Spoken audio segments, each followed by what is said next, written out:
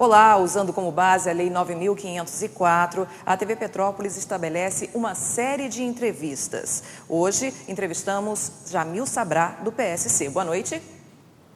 Boa noite, amigos Vou ler da aqui um currículo televisão, boa noite, rápido. amigos ouvintes.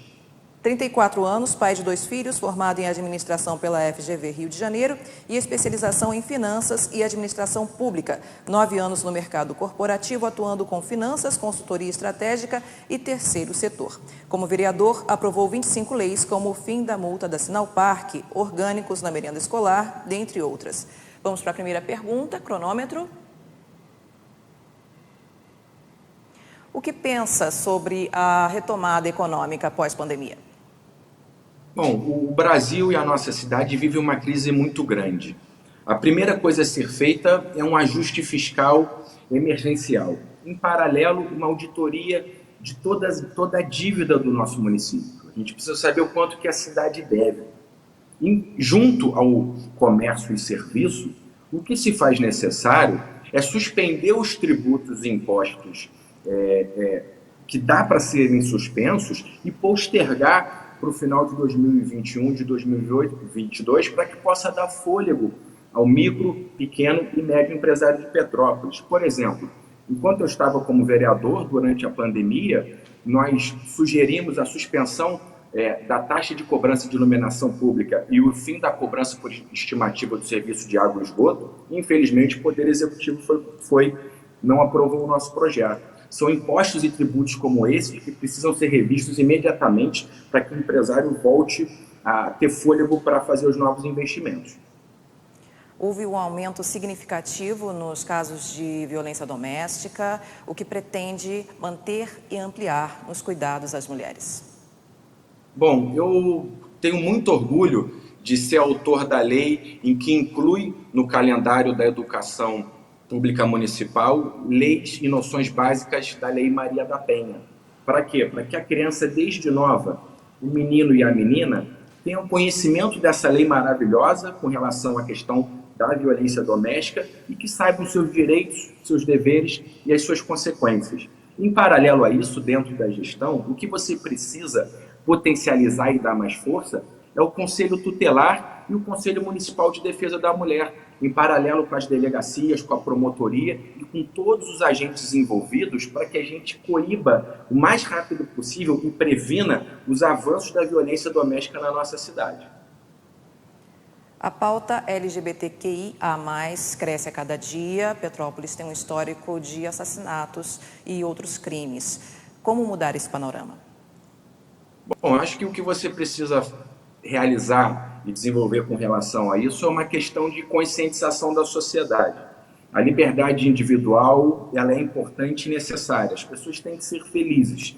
E você precisa, junto à população, promover essa questão de uma boa convivência, de um bom relacionamento entre todos. Esse preconceito que você tem não só com a questão do LGBT, mas também tem o preconceito racial, o preconceito social, dentre outros. Você precisa, através de políticas públicas, primeiro inserir essas pessoas no mercado de trabalho com mais facilidade e mostrar para a sociedade que todos nós temos o direito de ser felizes e que o amor ao próximo é fundamental. O ano de 2020 foi péssimo para a cultura, para artistas e toda a cadeia de produção. Uma lei de incentivo e fomento à cultura faz parte dos seus planos? Adorei sua pergunta. Eu, quando vereador, fui autor da Lei Prata da Casa. Que lei que é essa?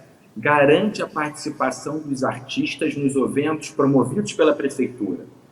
Músicos, instrumentalistas, artes cênicas, atrizes e cultura urbana. Ou seja, todos os eventos que a prefeitura promover, seja cedendo o logradouro público, seja cedendo mão de obra, seja cedendo infraestrutura ou efetivamente através de recursos financeiros, esses eventos são obrigados a contratarem artistas da nossa cidade. E o que se faz necessário, que não é feito nesse momento, é um chamamento público de todos os artistas, através do Conselho Municipal de Cultura e do Instituto de Cultura, para, quando os eventos entrarem no calendário cultural e turístico de Petrópolis, você possa fazer o rodízio e a sugestão dessas bandas e desses artistas e músicos e dançarinos que Petrópolis possui uma cultura e possui excelentes profissionais nessa área. Então, falar de cultura e de promover políticas públicas para os artistas, eu posso já falar de trabalho realizado por nós. E, diante disso, não tenham dúvida que essa lei vai ser muito bem aplicada. O ano de 2020 também foi difícil para a educação pública, com as aulas à distância. Quais os seus planos para a recuperação educacional, para a educação infantil, ensino médio e ensino fundamental? Bom, com relação, vou me concentrar um pouco mais no fundamental, que é de responsabilidade da prefeitura. Nós temos uma ou duas escolas de ensino médio que fica sob a gestão municipal, porque o ensino médio é de responsabilidade do Estado do Rio de Janeiro. O que ficou muito claro e evidente é a falta de modernização e do uso da tecnologia para facilitar o ensino junto às crianças e aos pais, né? Hoje as crianças estão na sua residência, é evidente, a gente vive uma crise de saúde decorrente da expansão do Covid no mundo como um todo, e as pessoas não possuem nenhuma ferramenta de tecnologia e até acesso e qualidade de internet nas residências da nossa cidade, como em bairros e distritos como Posse, Pedro do Rio, Vale das Videiras, parte do Alto da Serra, parte da Mosela, parte do Quitandinho. As crianças estão em casa e você não tem nenhuma possibilidade, perspectiva para fazer esse ensino à distância. Ficou flagrante a deficiência do poder público com relação a isso. O que vai precisar ser feito emergencialmente vai ser um plano de expansão e aceleração já no primeiro semestre, provavelmente em 2021 todo, para que você possa recuperar esse tempo perdido. Agora, isso se faz necessário um programa, um projeto desenvolvido com todos os servidores da educação, com as diretoras, com as orientadoras, com o corpo técnico da secretaria, para que a gente possa recuperar e as crianças não tenham um ano educacional perdido. Agora, em paralelo a isso, nós precisamos imediatamente modernizar e usar a tecnologia dentro da rede pública de ensino da nossa cidade. Com relação à saúde, o ano foi pensado integralmente para a Covid. E a atenção básica e o atendimento preventivo, como se dará? Bom, eu acho que o que precisa ser feito com relação à saúde, e o Covid deixou isso muito claro, é você trazer a tecnologia para a gestão. A partir do momento que você consegue utilizar o aparato público de saúde e os médicos nos estabelecimentos, você pode controlar e de forma preventiva acompanhar, através de monitoramento em tempo real, pessoas que possuem diabetes, por exemplo. Não sei se você sabe, existe um estudo que praticamente 10% da população do Brasil tem diabetes, e as pessoas acabam se deslocando constantemente para os estabelecimentos de saúde. Você pode utilizar a tecnologia para fazer esse monitoramento em que a pessoa consegue te passar as informações à distância da própria residência. Programas e projetos também voltados com relação à questão de problemas de saúde, de rinite, de sinusite, que é muito constante na nossa cidade, decorrente do clima. Existem projetos e programas envolvidos juntos com o terceiro setor para que você possa desenvolver e reduzir a questão da umidade nas residências das pessoas. E cito a questão da diabetes e da pneumonia e sinusite, porque as pessoas acabam utilizando espaços nos estabelecimentos públicos e a gente fica com uma taxa de ocupação muito acima da média. Então, acredito que a tecnologia de forma remota, no século XXI e 2020, tem e deve fazer parte do dia a dia da saúde da nossa cidade.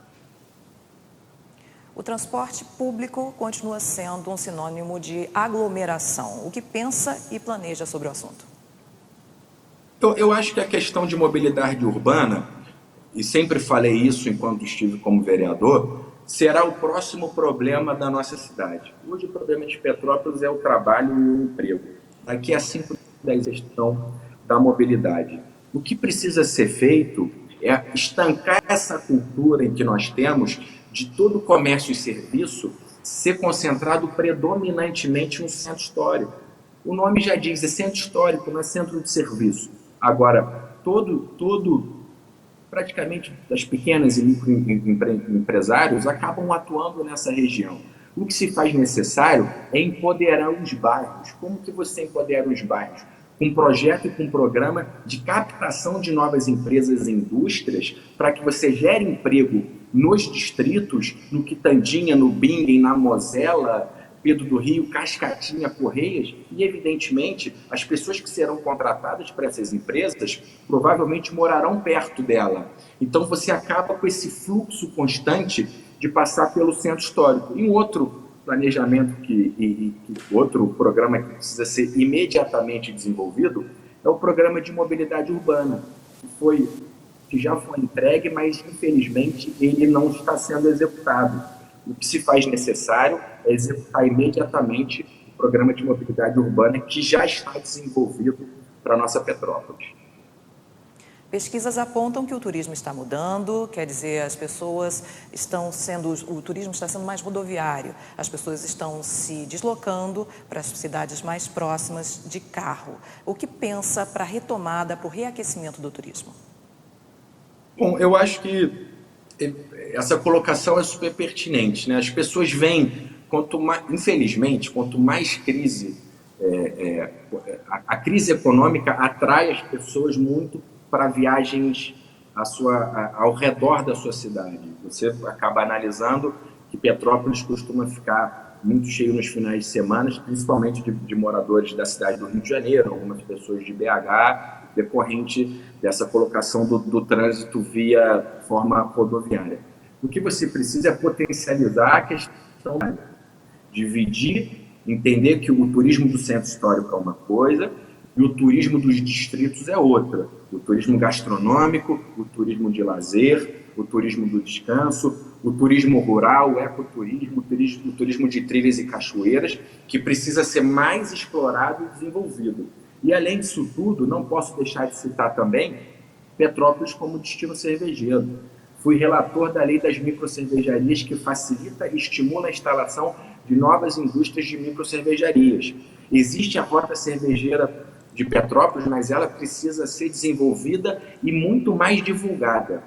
Nós precisamos pegar todas as vertentes turísticas da nossa cidade e fazer com que seja de cunho pleno no estado do Rio e nos outros estados próximos a nós, para que as pessoas possam vir para cá. Em paralelo, fazer o acompanhamento se nós possuímos a quantidade de hotéis e pousadas para receber esse crescimento.